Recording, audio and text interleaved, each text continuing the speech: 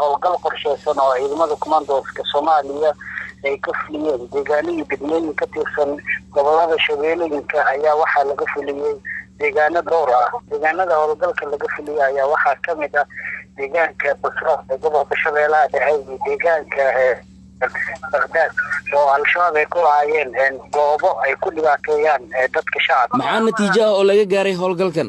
natiijooyinka howlgalladaasi laga gaaro waxaa kamid ah in ciidamada ay cagta mariyeen gaadiid qaraxya argagixisada al-shabaab ay ku diyaariyeen deegaanadaasi.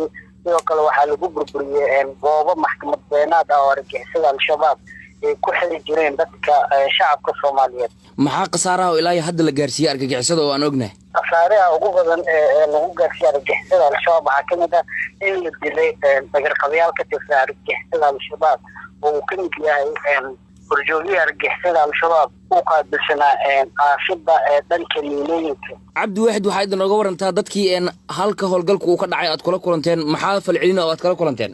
markii ay ciidamada ay gaareen deegaanadaasi waxaa aad u soo dhaweeyay shacabkii ku dhaqnaa oo sheegay in markii hore argagixisada al-shabaab ay ku qabeen dhibaatooyin ba'an oo ay ka mid tahay in ay dhibaato ay ku hayeen argagixisada al-shabaab.